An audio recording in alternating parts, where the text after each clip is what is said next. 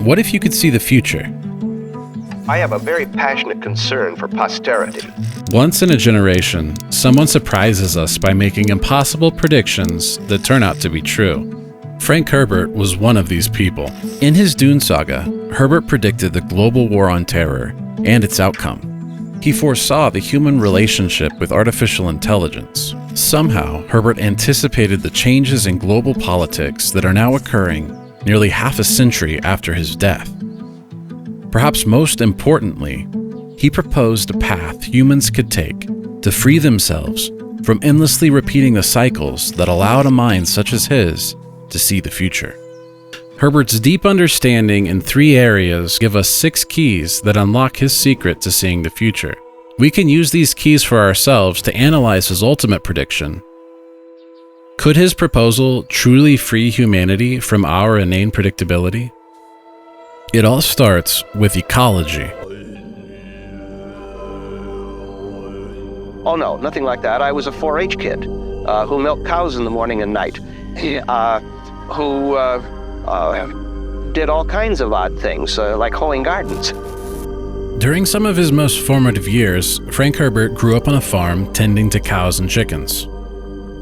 These experiences, alongside his insatiable curiosity, developed into a lifelong passion for ecology. In many ways, his ecological vision helped to shape the conservationist environmentalism of the late 60s and 70s. Herbert's ecological conception of the world is one where the environment both shapes and is shaped by humanity. This brings us to Herbert's first predictive key. Geography is destiny. This idea that the physical landscape in which people develop fundamentally shapes their culture, politics, and even their psychology is central to the narrative of Dune and its depiction of the desert planet Arrakis. One of Herbert's most direct articulations of this philosophy is contained in Dune. Environment is a sculptor, a painter. If the environment is the primary factor in shaping us, then we must pay attention to the actions we allow it to take. We see the dramatic impact of geography on humanity most clearly in the Fremen of Dune. Because of their desert planet, their entire culture revolves around water conservation, religion, tradition, politics. There's nothing the Fremen do that isn't somehow connected to collecting and preserving water from the desiccating effects of the desert. While in Herbert's conception, geography is destiny, it is not fate in the classical sense.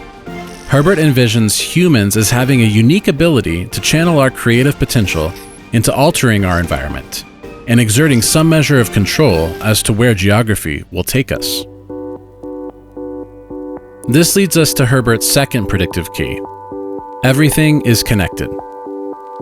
Ecological interconnectedness is the concept Herbert visualizes as being fundamental to humanity's ability to exert control over geography and direct our own development as a species.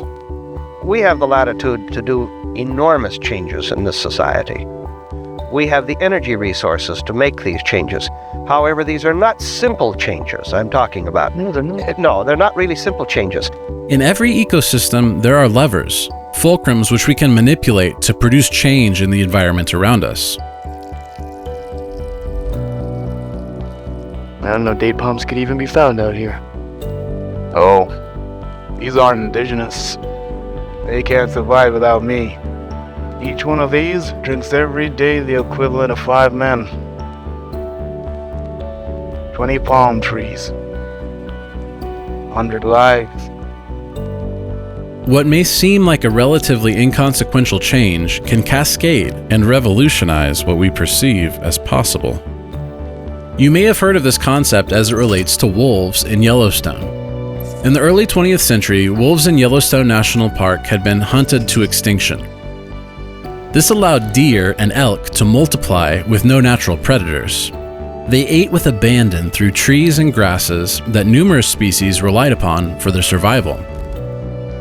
The number of beavers decreased, further altering the landscape as wetlands the beavers created through their dams disappeared.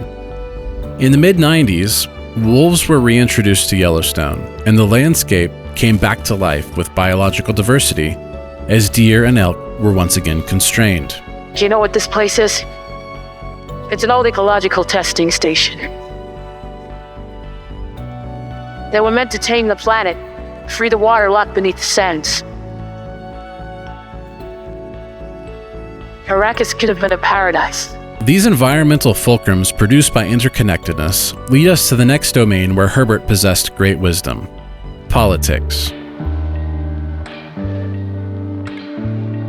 I've done many things. I have a very checkered career, and I've looked for jobs that taught me things. I've been a speechwriter and researcher for a United States senator, for example. That's where I learned politics. Herbert's deep understanding of politics can be seen everywhere in the Dune saga. House Atreides is brought to Dune as the Emperor seeks to play two major political powers against each other and preserve his own power. How can the Emperor take everything we've built and give it to that Duke? How? Don't be too sure it's an act of love. When is a gift not a gift? The Atreides' voice is rising. The Emperor is a jealous man. A dangerous, jealous man. Military might, economic productivity, and control over trade routes all feature prominently as the political ground in which the people of Dune exist. The ecological fulcrums, which allow humans to have power over their geography, also allow humans to exercise power over each other.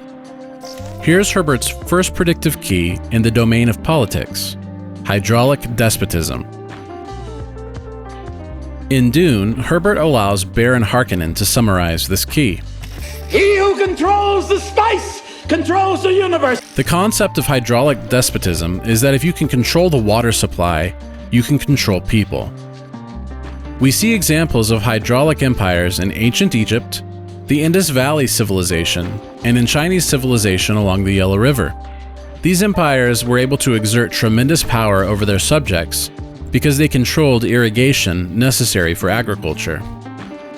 In Herbert's imagined future, the spice melange is required to allow humans to travel between star systems, with all travel and trade being reliant upon this one good that is only produced in one place in the entire universe. We find ourselves with the most powerful fulcrum imaginable, the sort of thing you'll only find in science fiction.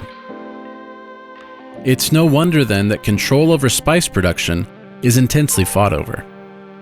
There is no greater source of power, and it's all concentrated on the planet Arrakis. And it's a very dangerous thing in this day and age, because technology has given us the tools of self-destruction.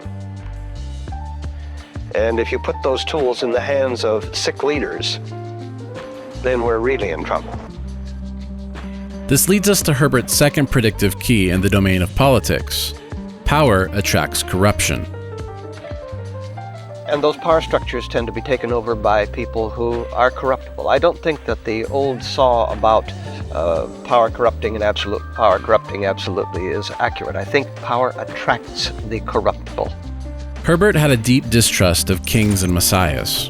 While he realizes that leaders may be necessary, or even good in some sense or instance, he recognized that inescapable corruptibility seems to appear wherever power is cultivated, regardless of a leader's character or intent.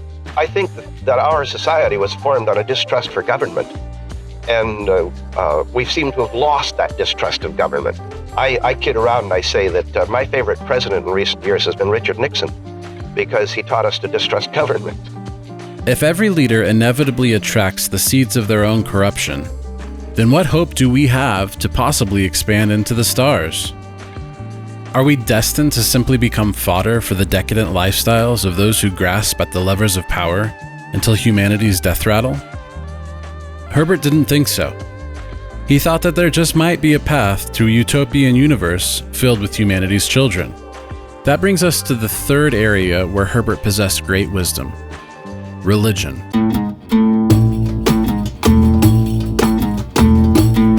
Dune, they say, is religious commentary.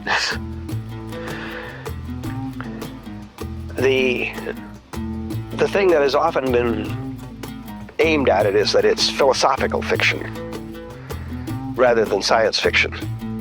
While Islam is the religion most popularly associated with Dune, Herbert actually grew up with deeply Catholic influences. Much to his agnostic father's protest, Herbert's aunt sought to instill their Jesuit Catholic traditions in a young Frank. This impact was so deep that Herbert named one of the primary factions in the Dune saga after them. The Bene Gesserit were a not-so-secret society that guided humanity through religious proselytization and a human eugenics program designed to both unite the political families of the Dune universe and produce an overman who could see the future and guide humanity to the best path. Throughout the Dune saga, Herbert repeatedly addresses the union of religion and political powers. Early in Dune, we learn that the Bene Gesserit have seeded Arrakis with messianic prophecies that will be of assistance to Lady Jessica and Paul Atreides. In creating the characters for Dune, I went to the Messiah story that's so strong in our mythology. These Bene Gesserit messianic prophecies parallel Third Temple prophetic interpretations that were seeded into American Christianity during the late 19th and early 20th centuries by John Darby and Cyrus Schofield. This prophetic lens, commonly known as dispensationalism, was essential for gathering popular and political support from America for a number of wars that were probably not in the United States' best interest to participate in. This is Herbert's first predictive key in the domain of religion. Prophecy is potential. A population's future is guided and contained by the religious prophetic narrative that its people believe. It's only once you understand the prophecies that capture a people's imagination that you can begin to see their potential. Because the Fremen of Arrakis have been primed with messianic prophecies, when Paul Atreides fulfills these prophecies, he gains the support of the Fremen and can lead them to fulfilling their potential. Do you see so little hope?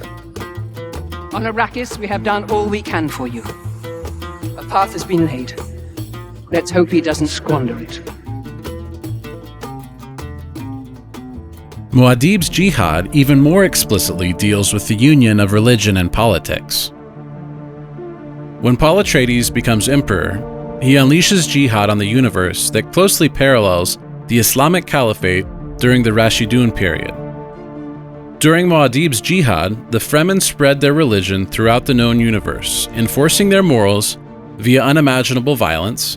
They sterilize 90 planets and convert men through the sword and women via forced marriage. Along the way, they end up exterminating every competing religion that they come across. While the Fremen, following Caliph Atreides, were convicted of the righteousness of their cause, for Emperor Paul, this was simply a distasteful means to exterminate any potential challengers to his throne. This is Herbert's final predictive key: inevitable triumph. Herbert clearly believed that there was no force more potent and destructive than the explicit union of religious and military powers.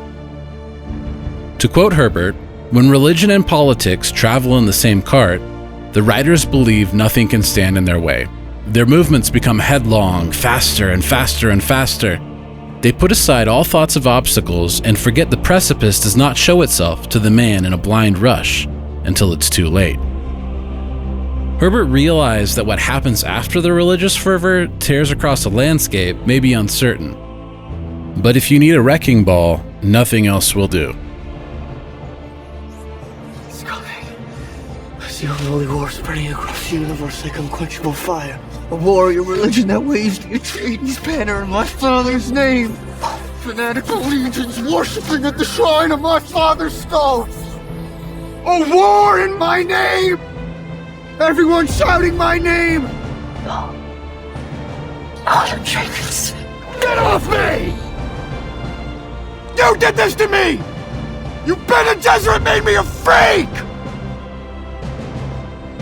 Herbert himself was a Zen Buddhist, and it's clear in his work that he took all religions very seriously. He seems to recognize the dichotomy between organized religion and personal religious experience while still finding great value in organized religion, a rare trait to come across when many of his contemporaries seem to have only contempt for organized religion.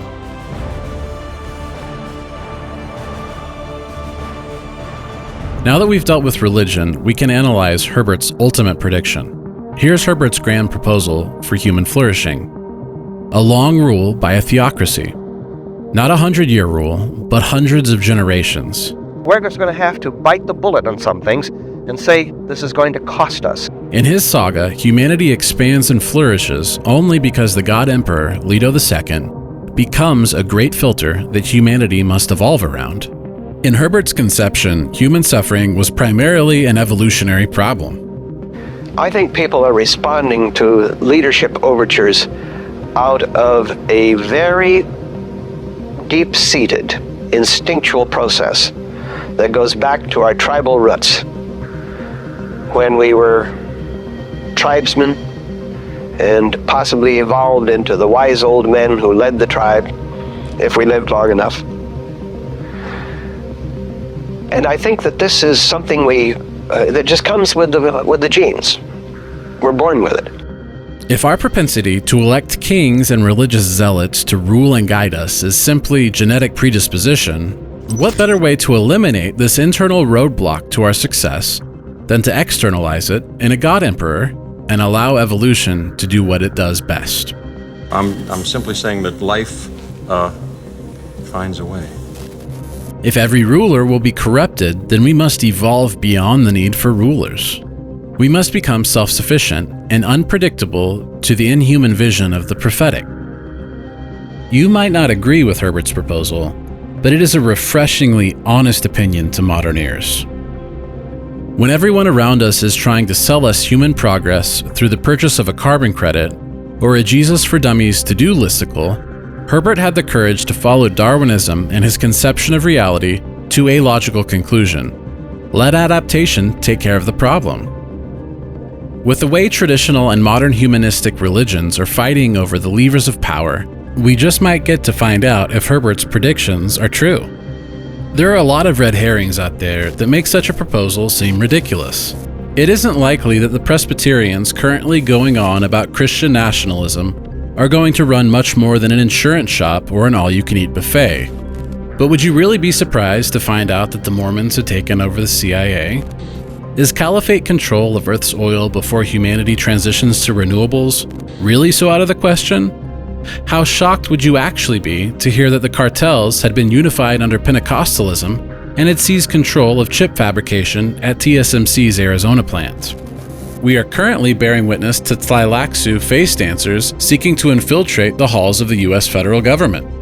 Both of these guys certainly seem like the type to be in the market for a sand trout dealer if they thought it could guarantee them a 3,500-year reign of terror. Can evolution save us if we allow an earthly God Emperor to be an adaptive filter? Perhaps our very great-grandchildren will find out.